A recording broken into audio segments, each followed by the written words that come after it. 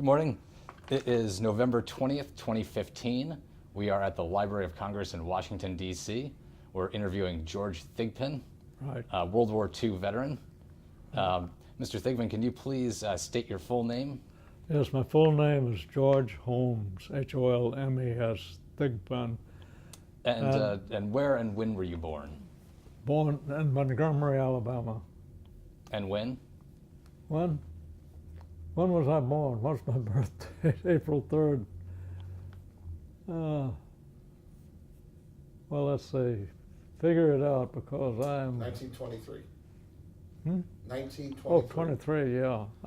Of course I know that. I remember it well. Yeah.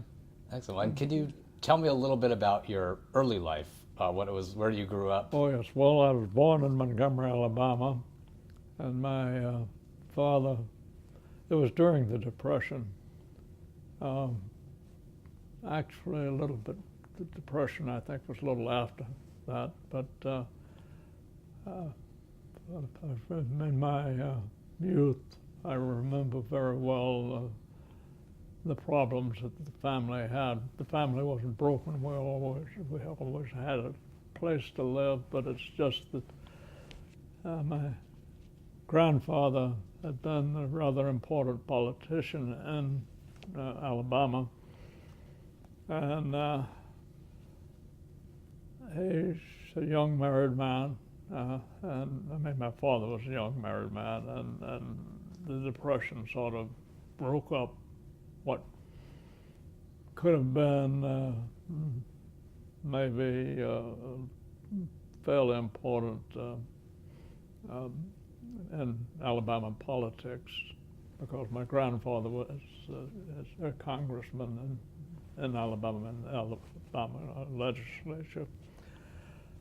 So actually, I was very young, but I remember a lot about the Depression. And even though our family was better off than most of them, it was still, we couldn't, as kids, we couldn't go taking trips and spending money that we didn't have.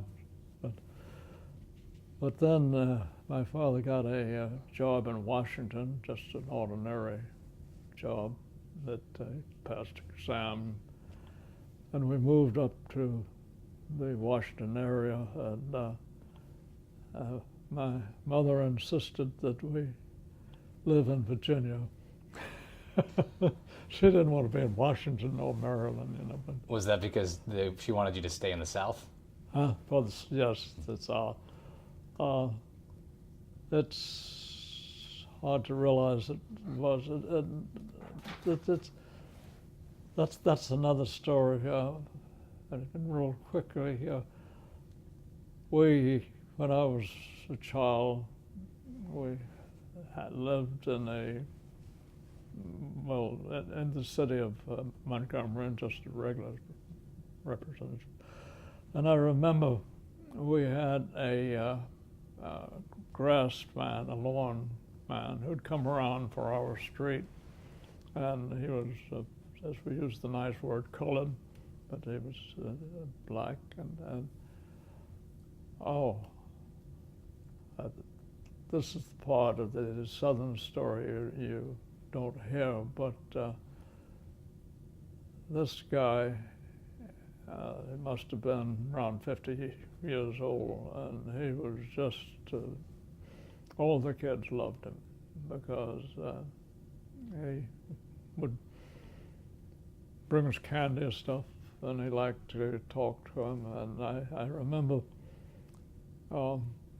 that Christmas coming, and I talked to the kids in the neighborhood, and I said, we really do something. I've forgotten his name, let's say Joe.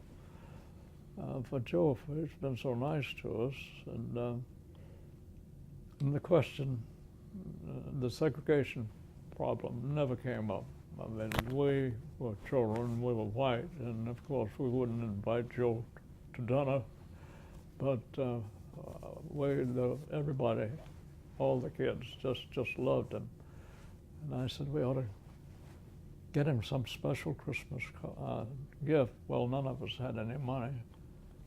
And I had bright ideas, so I said, I tell you what, let's make him some wine. And they said, hey, yeah, he likes wine. How do you do it? And I said, I don't know, but I read somewhere.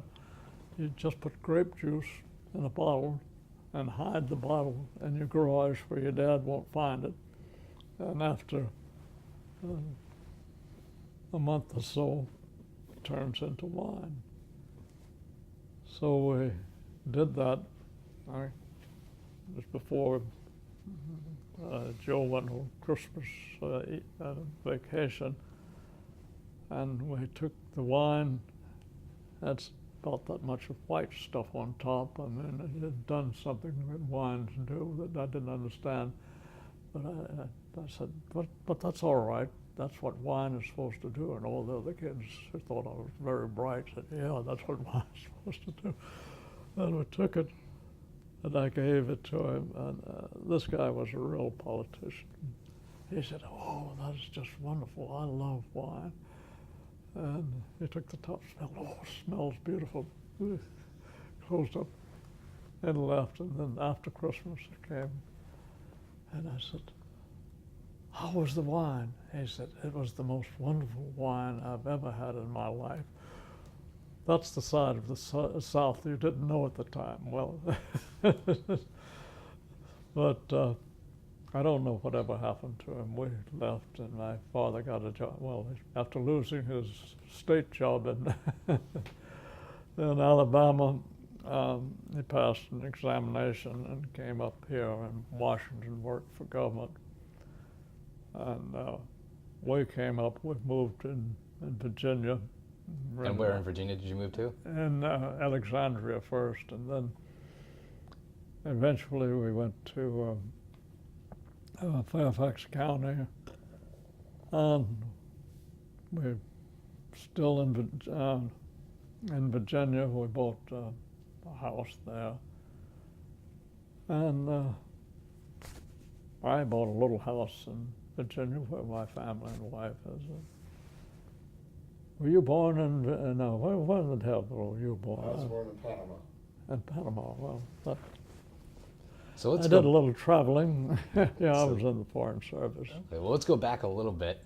Let's go back a little bit. So where were you when you heard about Pearl Harbor? Where were you December 7th? Oh, yeah. Oh, where was I then? I was in, you weren't here about that time, were you? Well, No. I think I was in Alexandria, and renting a house there, and small. And I remember one thing definitely. I was just out of high school. I think I'd had a semester, I had a year, no, a semester, a little more than a semester at Georgia Tech. I was going to be an engineer. I thought, well, and when we were having dinner, it was Sunday dinner, I believe, and it was announced over the radio. There was no TV at that time. And I stood up and I said, well, no, my mother said, oh dear, the boys will have to go to war. And I remember standing up and saying, I will go to war too. I didn't know what it meant, but I thought it sounded good to say that. And as it turned out, I didn't go to war. The Army, I joined when I was at Georgia Tech. I was worked in the personnel office there just as a clerk. And anyhow, the Army came around with something called the Army Specialized Training Program, and these two majors who were selling this thing guaranteed us that the Army needs engineers more than it needs cannon fodder. And that sounded great. And I said, great, and okay. My boss said, well, George, you've heard this, go around and sell it to the other kids. So I was a pretty good salesman. And it was about, just a few months. We went home for Christmas, came back, and I think by March or something, the Army decided it needed cannon fodder more than it needed engineers, and the whole freshman class was practically wiped out. And I ended up in the Army. And I had basic training as a tank destroyer. There I am in my picture as a tank destroyer, and the patch shows that I'm a tank. Do you want to hold this up so the camera can see it? Yeah. You want to take a picture of it, or what? We can do that afterwards. Okay, good. There I am. See, that's a, I don't know what it is, black lion or something, or a tiger, and crushing a tank. Well, after that, the Army decided they didn't need, I think, some of the history there, because of the tank destroyer group was formed, was that in our first engagement with Nazi tanks at Kasserine Pass, where we had landed, that's in Africa, we had landed a fairly small group there in Africa, and the idea was we would join the British and fight. Well, at a place called Kasserine Pass on the Pacific coast of Africa there, our first, the Army group, I've forgotten what the number was, but our first engagement in Europe, in Africa, was at the place right off the shore called, in the mountains, Kasserine Pass. And we got the pure hell knocked out of us. So were you fighting Rommel? Huh? Were you fighting Rommel? Oh, no, he wasn't. Yeah, He Rommel, wasn't yes. right. Rommel was on the other side, but he had moved over to that battle. That he was asking if you were involved in that engagement, though. Hmm? You were not involved in that particular engagement. I was indeed. Okay. All right, so let's. I don't think I shot a gun or anything. I think primarily I was after the invasion, and I got a show there, and we pulled back and dug in. I didn't see any combat. Oh, so you were at Kasserine But Pass? I was at I was right.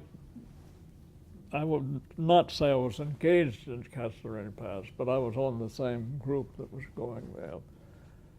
And finally, we wised up and talked to the British a little bit about how you really fight a war, and then sent a lot of troops in there right near Kasserine Pass. And then our next plunge forth, we had trained a little better, and also we outnumbered the Germans quite largely, I think. And anyway, we were rather pushed right through it, and then went and crossed over to what's that island off Italy? I can't think of it. Sicily? Huh? Sicily? Yeah. And we went over practically no warfare. I mean, the Germans were retreating at this time. I think they already knew that sooner or later they were going to be really licked.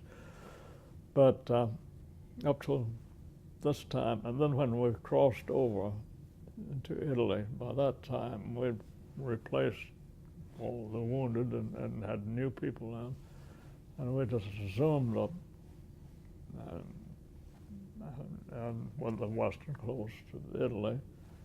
And the Germans,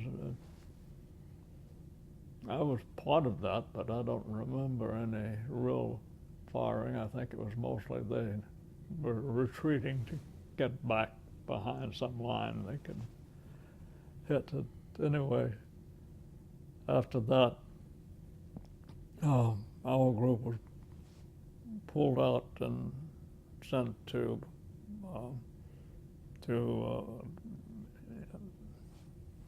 England to prepare for the invasion through Normandy, and that. Oh, why wasn't I in that? Oh, the invasion came, but I had, and shortly after it, I was sent over, not in the main, but as a truck driver. The Army during the war, how they ever won it, I don't know, but they did. When they said I was a truck driver, I thought the war was lost. I'd never really driven a truck.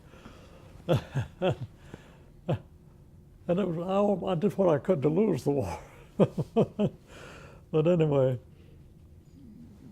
I was sent over in this, we had 6 trucks. And we ran into a storm just outside France there, and we decided not to try to do the landing there, that we would spend the night on the boat and then go take the barge that was tied on it with the trucks the next morning. Well, the next morning we all ran out to look at our boats. The barge is broken away, and our 6 boats are somewhere, even today probably, on the bottom of the English Channel. They were never found. And so far as I was concerned, I was the one-man engagement of France of the 104th of our division. But I ended up on there was a French farmhouse, and the man and wife, and I think a couple of kids were there.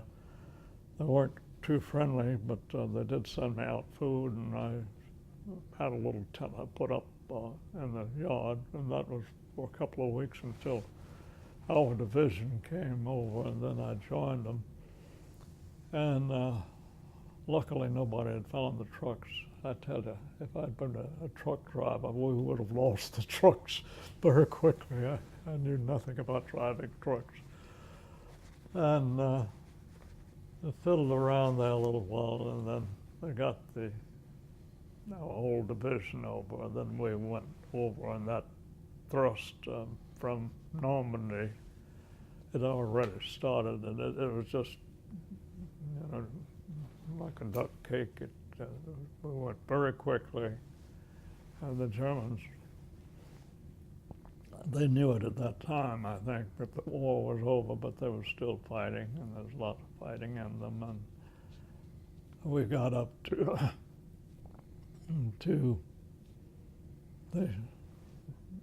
close to the Rhine River, and they had a real terrific, counterattack, which really stopped us. And I think our companion division, we were 2 together. And my feeling was, my God, we've lost the war already. I mean, you're going so well, and all of a sudden you hit with these guys were professional soldiers. We was just out of training camp. And it was really disturbing, but actually we recovered very well, and they put some new troops in with us, and then we went and we crossed the small Ruhr River, which was a tributary to the Rhine. Went over that, and the next part from the Ruhr River to the Rhine River, it was just easy going. I mean, we came over with a tremendous amount of troops, and the Germans had really done it all for troops they had, and then they retreated very quickly, and we took in a lot of prisoners and killed a lot of people, I guess. And the Army had decided, as it thinks up through everything, that, well, Thigpen, we don't have a truck to give him, so we'll make him a radio operator. Because I had passed a test when I came into the Army, and for some reason, I scored very high in Morse code. I didn't know a thing about Morse code. But the test was something like beep, beep, beep, right or wrong, wrong. Beep, beep, right. Beep, beep, beep, beep, beep, beep, beep, wrong. Well, I don't know how I did it. I'd never heard beeps before. But anyway, apparently I came away with the highest beep score they had. You don't happen to be a musician, do you? Huh? Are you a musician? What? Are you a musician? No. We had a musician in here yesterday who was a radio operator, and he said that the key to scoring high on the Morse code test was to be a musician. And he said all the musicians scored very well on the Morse code test. Well, I don't know how I got the job. Maybe because I was Alabama and they needed somebody from Alabama who almost won the Civil War. But anyhow, it's and we moved up, and I was caught as a on the Army books. They said, "Boy, I really knew Morse code. I didn't know a damn thing about it." That's just. And the funny thing was, I knew a lot about Morse code, but the Army did not use Morse code. Oh, I guess they did at some level, but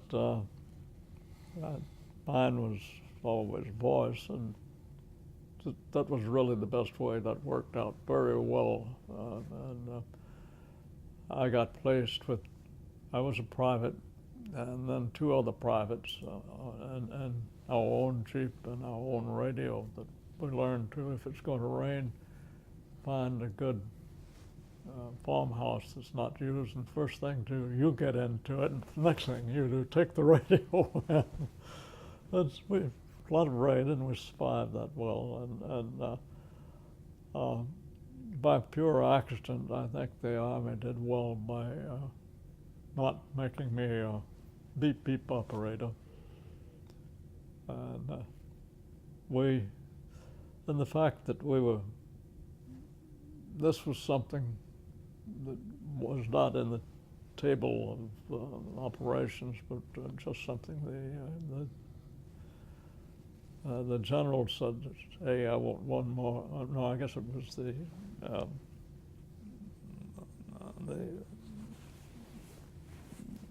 next, not a general, I forget, next down. But it worked out very well.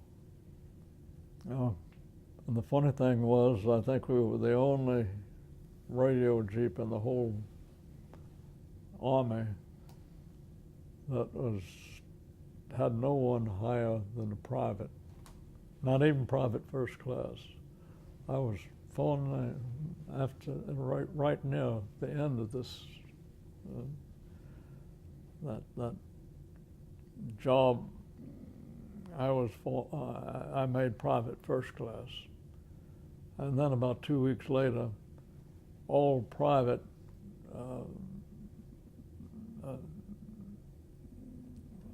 soldiers, combat soldiers who hadn't been promoted to private first class, the whole bunch.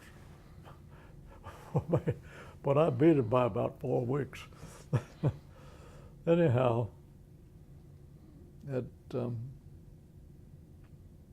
actual war, I don't think I was ever shot at by a rifleman, and I never shot with a rifle. And I did some screwball things. One thing, when our convoy stopped near a train that was stopped and abandoned. And we had nothing to do, so a couple of us decided to go into the train and see what souvenirs we could find. We found none, but we got up to the top of the train, the first car there, and there was a German soldier coming in. Well, I had bad glasses. The army never thought about giving me new glasses, and I thought this guy, he had a rifle and he was going to shoot us, and I pulled up my carbine. I couldn't hit anybody with them anyway, but I was going to get that guy before he got me. And one of the guys with good glasses with our three-man group said, "No, George, he's trying to surrender." I said, "Oh." So I went down, and so this guy, boy, he wanted to surrender.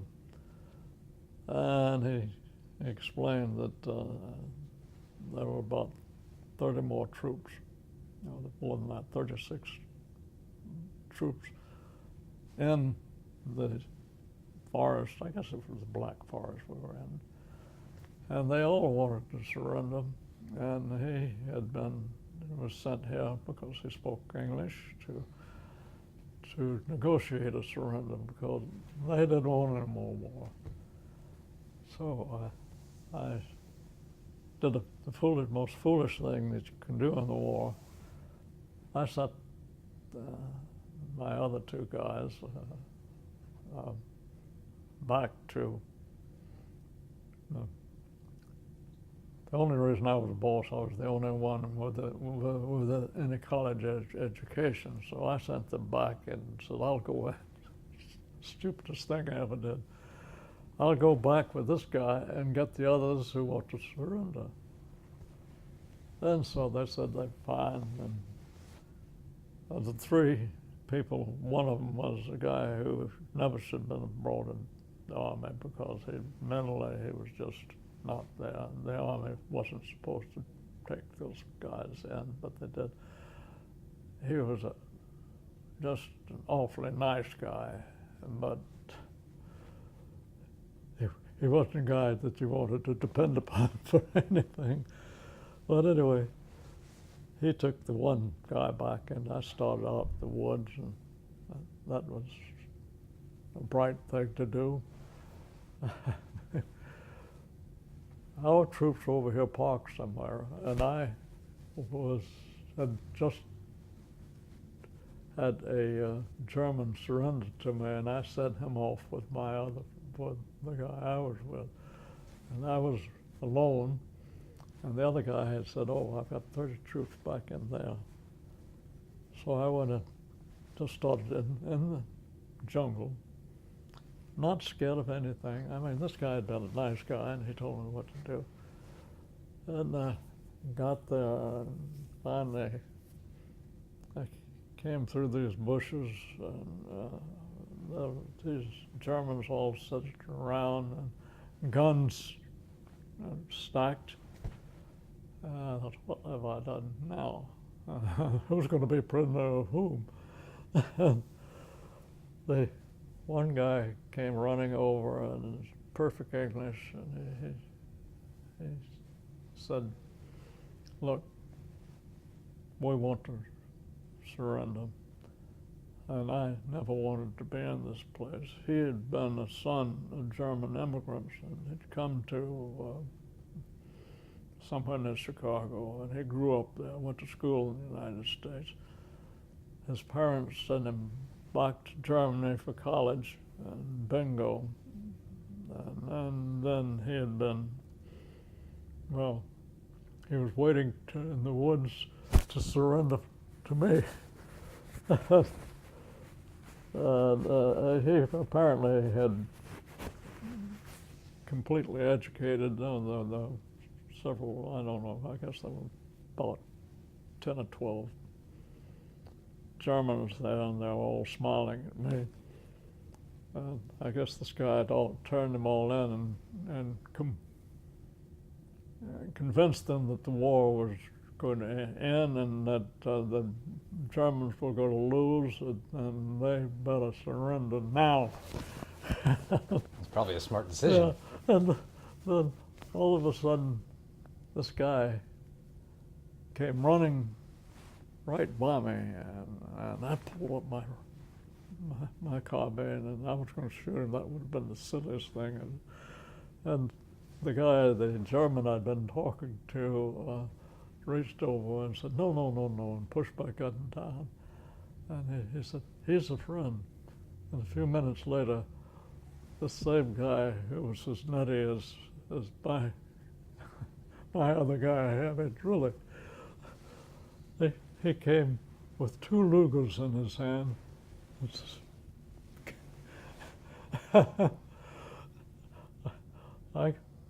I gave one of the Lugers away to the guy who was with me and kept the other one. And I did stupid things later on. I tried to shoot a target on a tree with a Luger. Didn't hit anything, so I traded it with a guy who had a carbine rifle, which was better. I should have kept the Luger. The Lugers were selling for about $100 on the American market. Oh well, war is war. But finally got to the edge, back to the edge of the forest where a whole company of, I've forgotten what they were, but some specialized company, American Army, was there, and one of the guys came running down with his mouth open and said, pointed to them, and I said, "Yeah, these guys surrendered to me. Oh, you take them, don't hurt them, they're nice guys." So by that time, I was a good friend with the Germans. If you're in the woods, one man, even with one gun, and you have a whole company of Germans there, you become friends on their side too, because they wanted to surrender. So they went off and surrendered, and I went back to my own company, and the company commander jumped on me and said, "You know what you did?" I said, this other guy, he said, "You know, he's not smart. You risked his life." And I said, "I did?" Yeah, you guys. Anyway, that was about the most exciting part of my life in the Army, and the rest of it, I don't know. The war was largely over. I probably took more prisoners I could brag about back home, but everybody, others were taking a lot of them too. I mean, the Germans were, we were saviors. We were no longer enemies.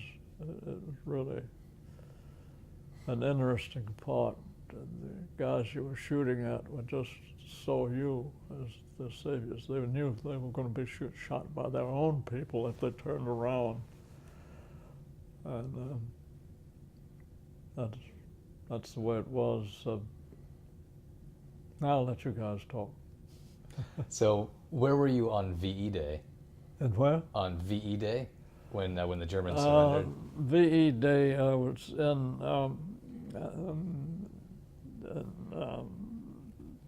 the U.S., up near New York. What is this? New Jersey, I think. A group were there, and we were preparing to go overseas to England, and so we started out, and our ship hit something and was sinking, so we came back and repaired the ship again. 2 weeks later, we went out. We got to England, and my group stayed in England for more training, and then they'd already hit the beaches in Normandy. And this was about a month later, I would say. And my group went in more training, and then I was made a truck driver. Right. I told you that story. Yeah, he's talking about VE Day. VE Day, Victory over Europe. when Germany surrendered. May Yeah. 1945. Well, yeah, I didn't mean that. That was later. The landing on where was it? We landed. You know that. Come on, give me the name. D-Day. Normandy? You're talking about D-Day. Yeah, I guess. Yeah, he was asking about VE Day. Where were you on VE Day? At the end of the war? Yeah, the end of the war, yes. The European War. Yeah, end of the European War. Well, I was in Europe, and I was on the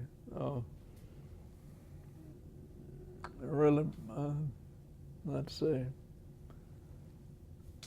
I think we'd already crossed the Rhine there. I saw no combat because I was doing one of my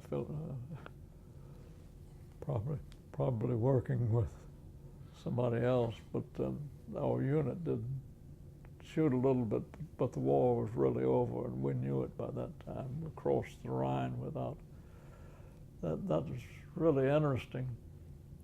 There was the American engineers were working on the big bridge right there that was in pretty bad shape, and somebody in my group said, "Well, you know, that's stupid. We're going to work it on here. It'll be a couple of weeks before we get across that bridge." And there was another bridge a little before enough for people crossing the Rhine. And I think I pointed that out. And our group went over that, and we were, I don't think we got a whole division, but probably a battalion across there. And it was no fighting, maybe a few shots, but the Germans, their more interest, they saw us coming, and they saw what was happening on the big bridge. They started getting out of there. And we had some fighting on the other side of the Rhine. But again, we knew that we were going to win this we knew we would take some losses, and we did. But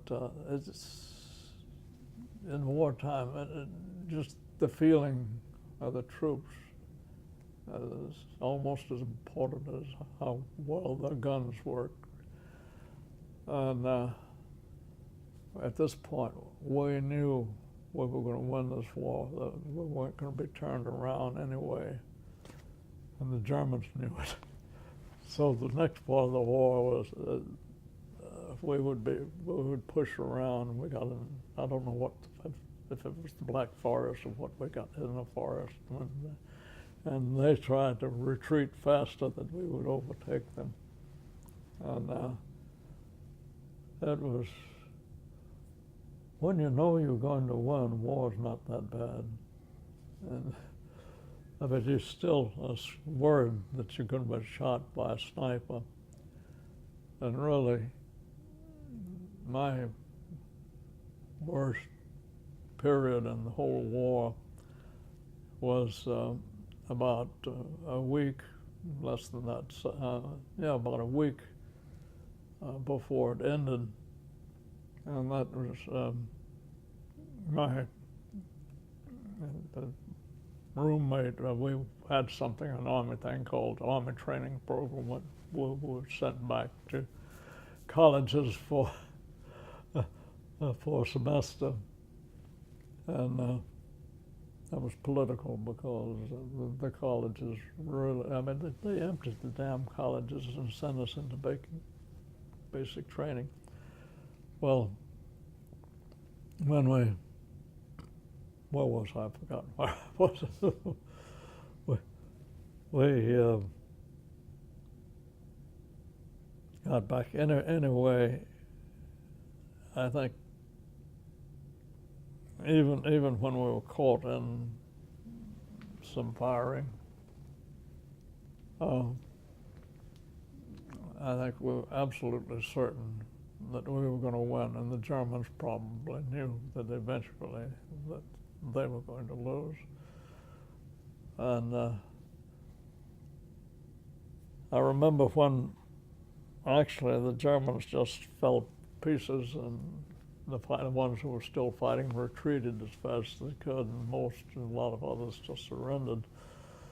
And we were driving up, as more of us weren't killed by snipers or something, but we were just driving as fast as we could. And I remember at that stage, Germans would come, I don't know, come stop at the edge of the road and wave, and especially old ladies, and I mean, and especially the old ladies. I think they were the first, and they realized, and the young men didn't, but the older ladies knew that there was no way this could be turned around, and Americans weren't so bad after all. So what did you do after the war? After the war, well, where did I go after the war? Weren't you guys being told that you were going to be prepared to invade Japan, right? Oh yeah, Day? oh yeah, that's right. Oh, yeah, please talk about that. We were going to go. We went back to France. We'd gone all the way into Germany and went back to France, our group, and then we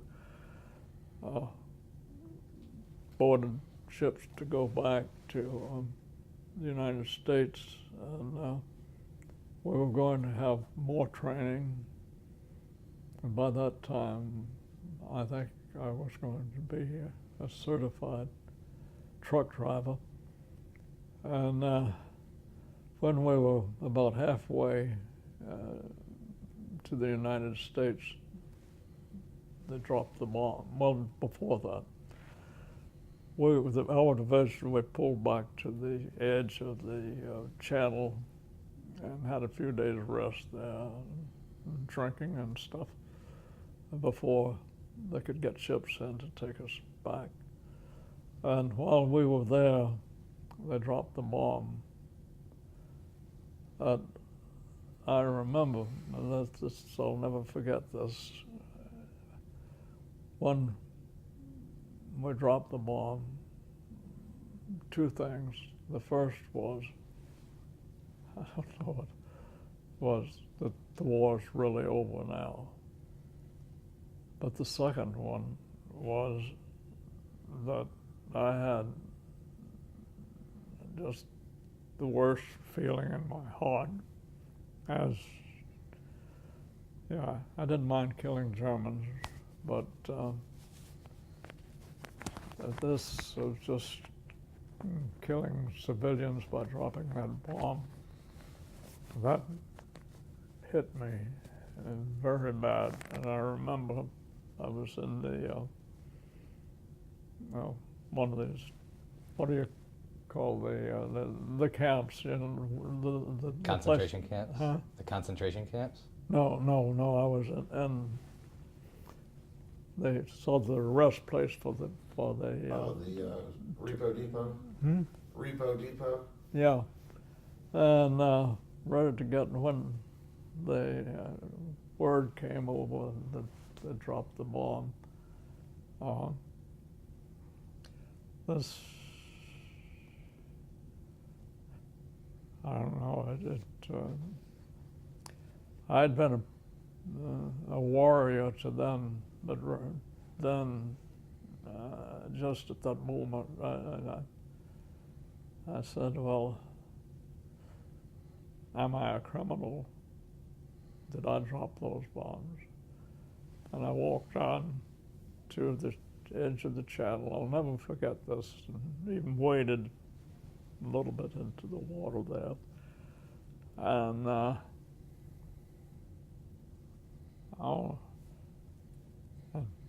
and really, I'm not much of a praying type, but I did say a prayer, and I don't remember what I said. But that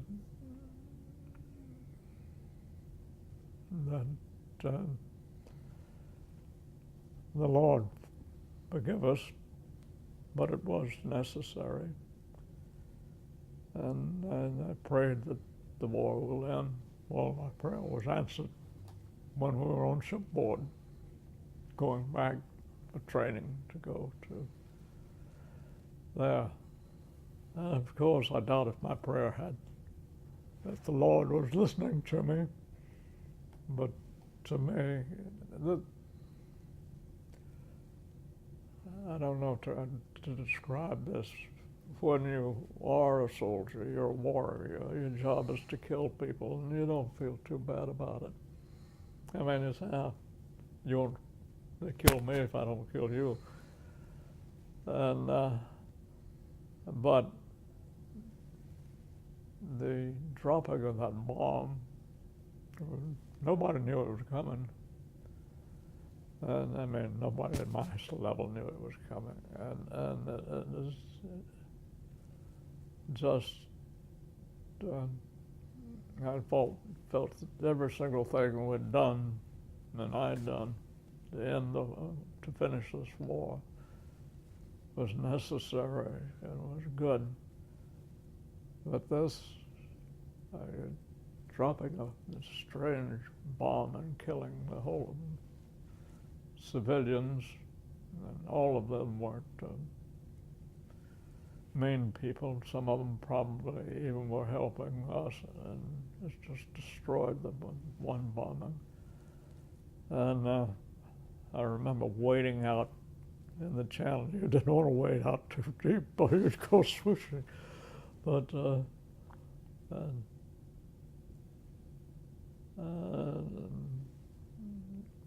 I wasn't much at making prayers, but one prayer I did. I said, I asked for forgiveness in doing what we had to do, and so Lord, finish the war now. Don't make us do this again. But remember that I'm sure all my life, and other people must have done that. You could, if you're halfway human, think how, I mean, the fact that you have to destroy a whole city, most of whom were probably innocent people, to win the war. Then God, you damn well better give us that. Well, it did end the war. And I came back and to family again, and not hurt, not any kind of wound. And I lost my best friend 7 days before the end of the war. The sniper got him. But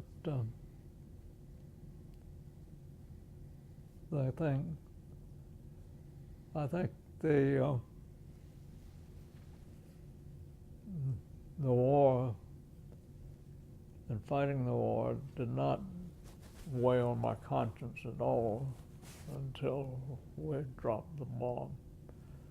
And it was, I guess, so unexpected that it really hit me. But I got over that pretty quickly.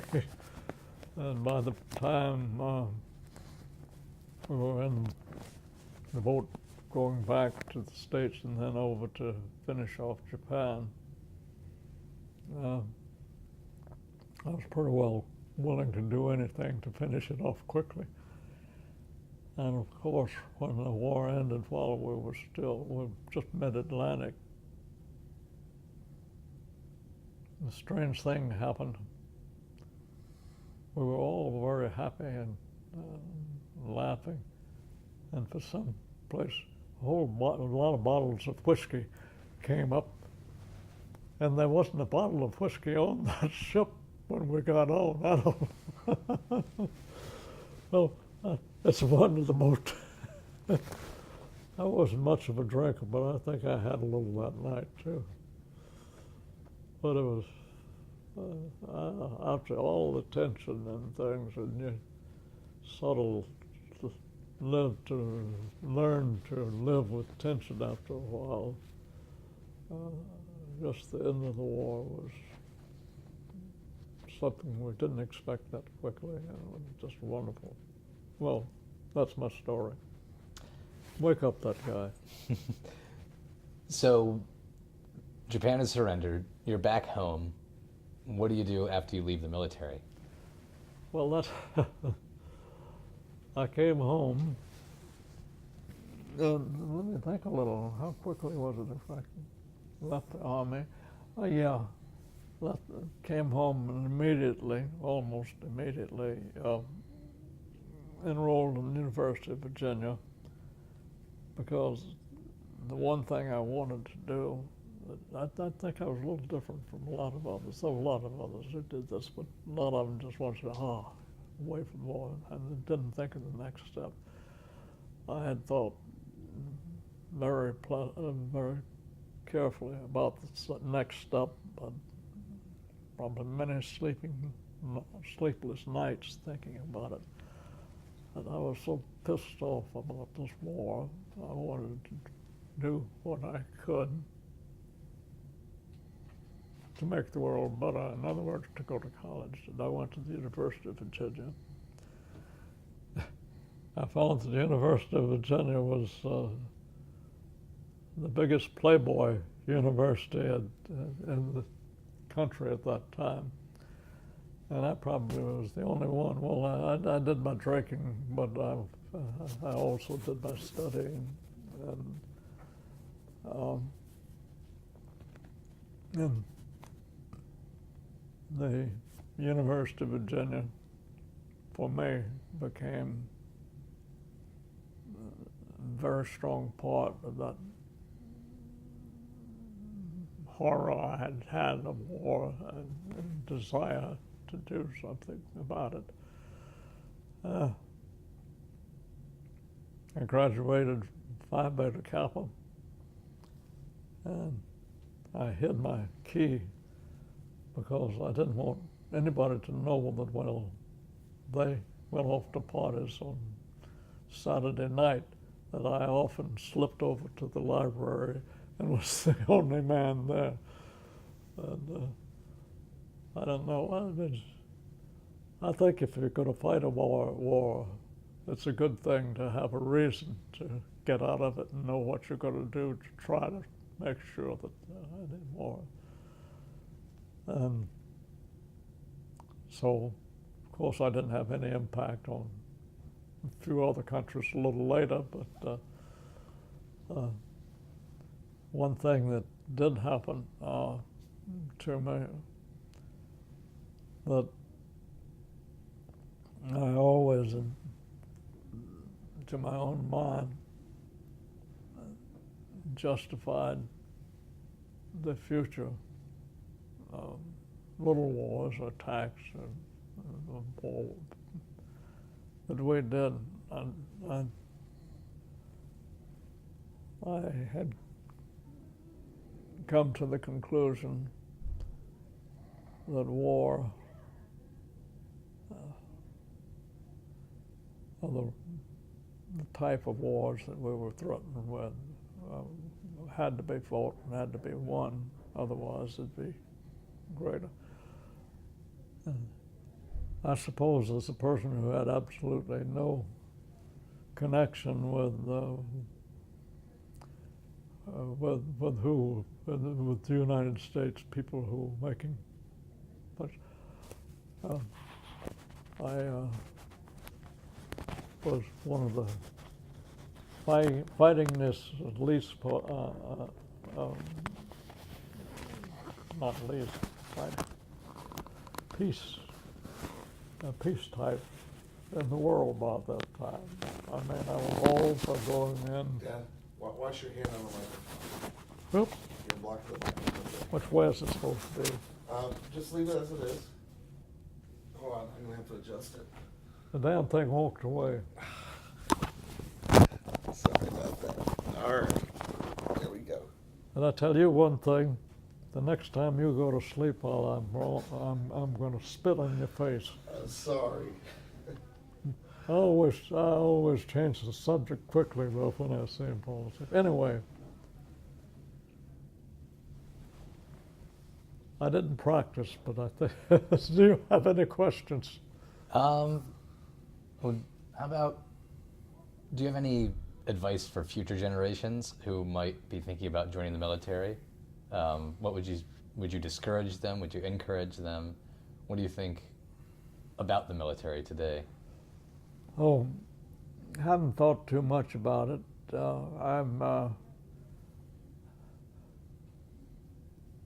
I tell you, when I was a soldier, I hated the military.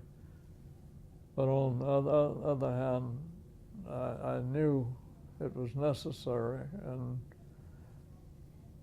hating many of the things they did, especially the officers, was something. But I was completely supportive, and I knew it was just something we had to do. The worst thing we could have done, I think, after the war would have been to pull back. We could have easily just pulled back and said, that's yours, that's your problem, it's not ours.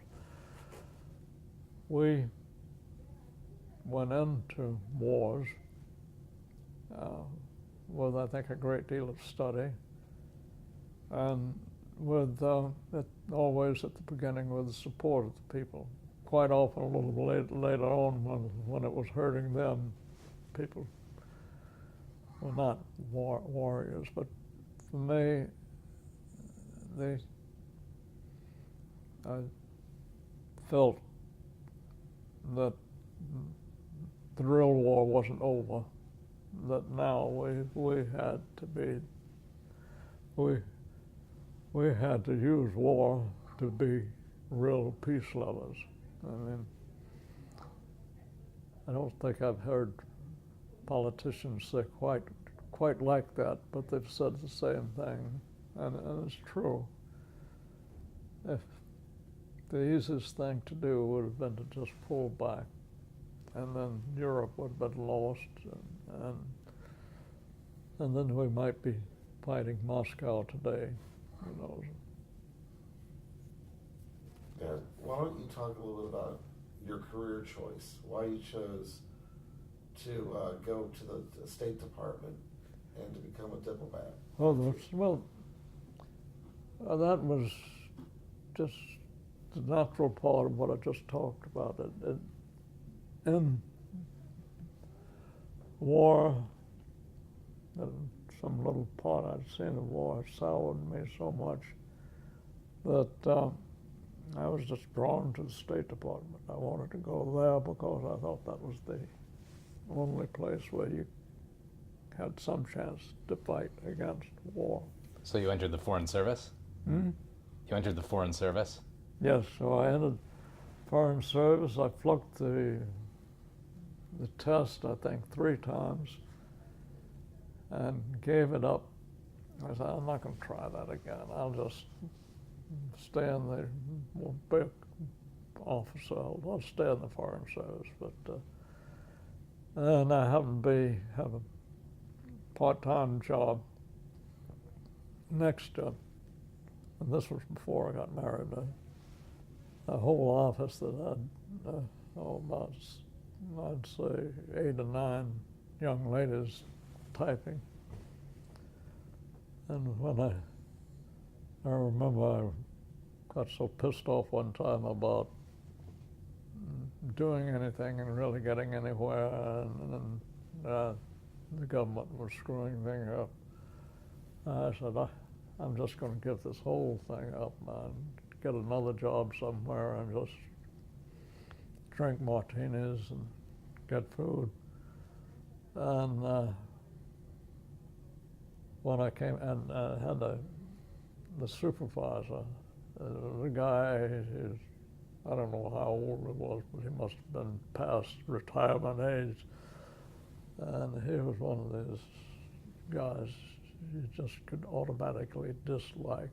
He was so bright and so much superior to you, which he wasn't. And I just got so pissed off about this. And the trouble is, he used his power, you know. He would, when I finally passed the written part of the exam, got a pretty good score on it too. But then I had to go for an oral bunch for more testing. And this guy who didn't like me for some reason, probably because I kept coming back. He thought he killed me and I'd come back. And from verbal, I saw this guy's not going to help at all, and I'm just going to quit. And I walked by this group of ladies, and they were all interested in my war. And they came up and said, "How did you make out?" And I said, "Lousy, I think I'm going to quit." And they said, "You can't quit, George. You go back there and fight." So I didn't, and somehow I won out over this boss man. I think he just gave up after a while. He said, "Thigpen's never going to die." So where was your first post once you got accepted? My first. Let me read. Did I go? Moscow, wasn't it? Moscow, right? Or was it Poland first? No, Poland and then Moscow, and that was early. Yeah. And then I think this was London. No, London was way, way later. Yeah. No, wait a minute. You started out with Warsaw. Warsaw came before Moscow. Yeah, then you went to Moscow. Yeah. And then you went to Havana, right? Yeah, I went to Havana, and Havana was pre-Castro. Why don't you talk a little bit about that? Yeah, it was please. pre-Castro. Please talk about No, it was Havana. Castro at that time. It was who was the next one that came up? Well, yeah, Batista was president at the time. Batista. Yeah, Batista. Yeah. And I went through a lot of that. Batista was, no, we were not supposed to like dictators at that time. But if you were in the American embassy in Havana at that time, it was hard not to like Batista because he was pro-American, and he managed to conduct himself so he didn't look so pro-American, and particularly that he was anti-communist too, very strongly. And the thing was, you know, I wasn't, let's see, was I even an officer at that time? And you were the visa section chief, right? Yeah, visa section, yeah. And I had the feeling that Batista liked me. I mean, he was that kind of guy. He liked Americans, and he wasn't going to step on anybody's toe. And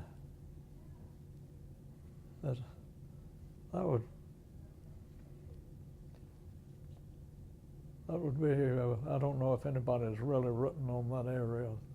I've forgotten so much of it, but that would be. Well, why don't you talk a little bit about how the conventional wisdom was that Castro wasn't a threat, but you saw and why you thought he was going to eventually win. Yeah, I did, but I'm trying to think why. Yeah, it was very interesting. It was, oh boy, he's a good guy, but people. Not Castro. Yeah, but Batista. how did they know he was a good guy? Well, Batista was thrown out, you know, Yeah.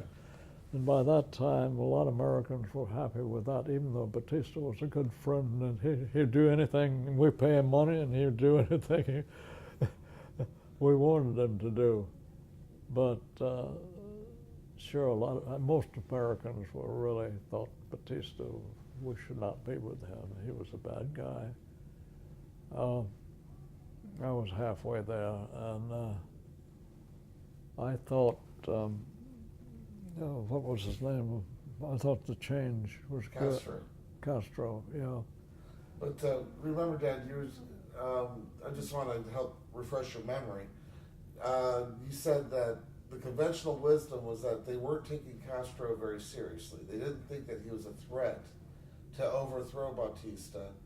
But you, because of your interaction with the Cubans, saw him as a threat. And that was part of your oral board. Remember, they failed you because they didn't agree with you when you said that you thought that Castro could foreseeably overthrow him because of your interaction. Those days he was the visa chief, but he wasn't a foreign service officer yet. He was still a clerk, and he has taken his orals. And when he took his orals, they asked him what he thought about the situation in Cuba, and he said that that he felt that Castro was a serious threat and that Batista was in a lot of trouble, and his boss disagreed with him. And a lot of the conventional wisdom at that time, the ambassador on down, was that Batista had a strong grip on the nation. But do you remember, Dad, you told me the story of I why remember you thought telling you the story. I might get it wrong this time, but it had to do with fishing. You went fishing with these guys. You went fishing a lot with people on the economy. Yeah, that's right. And I frankly knew more of what was happening in the country because I was fishing with these groups. And the reason was this was a bunch of Cubans who most of them a little older than I was, and I'd go out fishing with them, and we were all great fishermen. I didn't catch much, but oh well, they were. But I was interested in, we'd get out to sea, and what do you do when you're fishing? You talk. And almost every conversation got political, and I realized I was with a bunch of young college types, a little older than I was, but and you have to listen to the young people. They were worried. I've forgotten exactly how my worry went, but I tried to translate this to my own worry and talk to some of my bosses. With how the Cuban army responded to a protest, that they killed a few students and really beat them up, and that the people that you fished with before then really weren't political, but after that had happened, they were angry.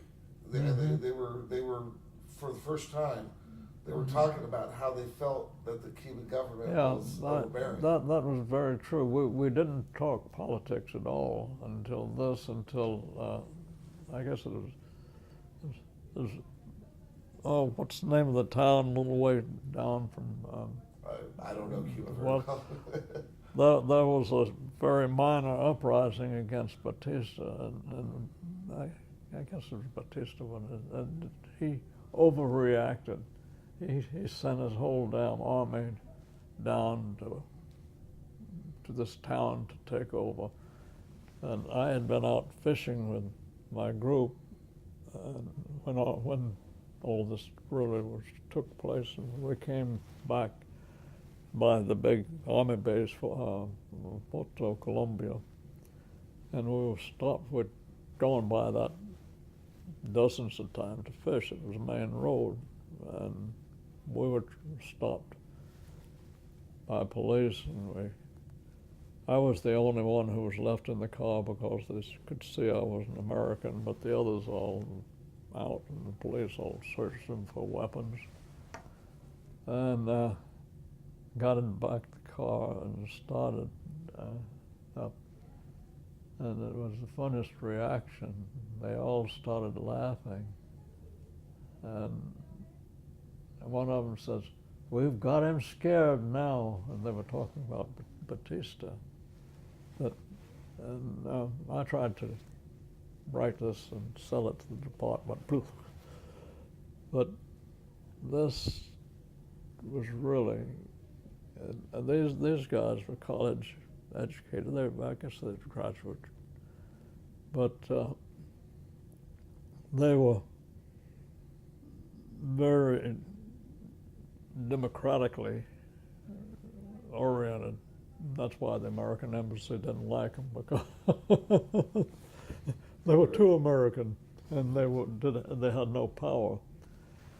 But when this happened, when we were stopped, and the troops left me in the car, but the others were all shaken down. And this group, they were overjoyed that they were shaken down, because before we had never talked politics, and never against Batista. And there's one reason, probably because the American embassy was very much in love with Batista, because he's keeping the communists down. But these guys started joking and laughing and said, "We've got to remember the words. We've got him scared now." And I tried to tell the embassy that this really was a massive change in philosophy of these people. And I saw it. I mean, they were young college people, well, graduates, rich graduates, who'd never opened their mouths before, not to me certainly in their fishing tours. Why? Because Batista was really in control, and in control of the army. And if they talked too much, they'd end in jail somewhere. And I think that was probably the attitude of a lot of recent graduates. They had been washed with Americanism and all that kind of stuff, and they were against Batista, but they kept their mouths shut because they were afraid. But the first time they saw that Batista had moved his whole army practically in this small town to put down a little wasn't even a real uprising. Yeah. And what I felt as soon as I saw that, I said, this is a basic road term.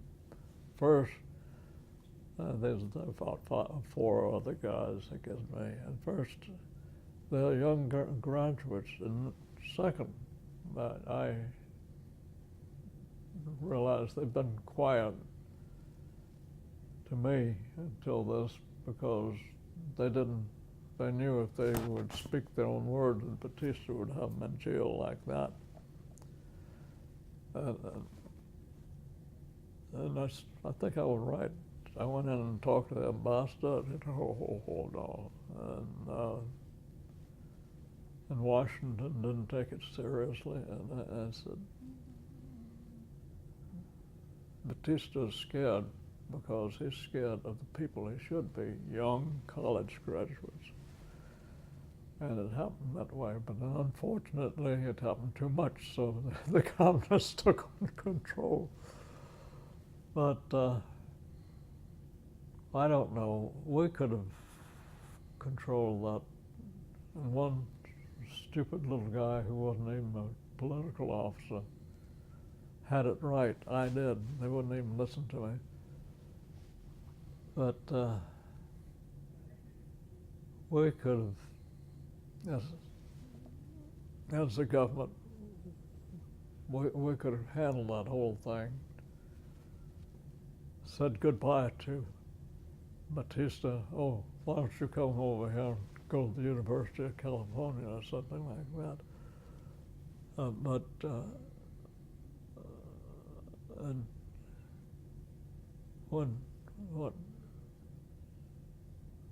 what I saw just by listening to fishermen, young fishing guides, discuss this thing, I could see there's a reign change here.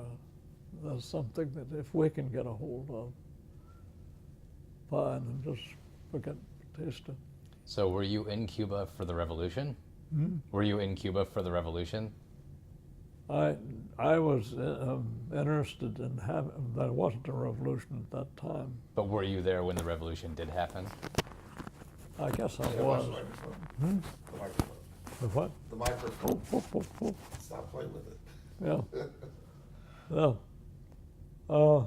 I don't really remember. No, I didn't have a You were real. in Paraguay.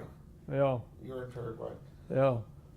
which is a funny story too, because Yeah. why don't you tell the story about what your thoughts were when you were transferred from Havana, which at that time was like Las Vegas, you know, showgirls, gambling, booze, you know, for a young bachelor like himself. Yeah. Well, I hate to admit that I was even a fairly recent virgin at that time because I listened to my grandmother too much. But anyway, in South America, it was Latin America. It was easy to get rid of wrong thoughts. Especially Cuba. In Cuba. Ooh. Oh boy, I made up for my virginity very quickly. I tell you. But then they assigned you to Paraguay. Hmm? Then they assigned you to Paraguay. Oh yeah. Well, of course that changed everything. Well, why don't you talk a little bit about what your thoughts were when you first heard that you're going to Oh, Paraguay? when I first heard I was going to Paraguay, I said, what? And then got on an airplane, and there were some Britishers on that, and we flew down. And mind you, if you're not familiar with Paraguay, it's a tiny little landlocked, yeah, very poor nation. It's Yeah. as poor as South America gets. and we got there. The British, I don't know why I was upset, but the British there weren't upset because those big British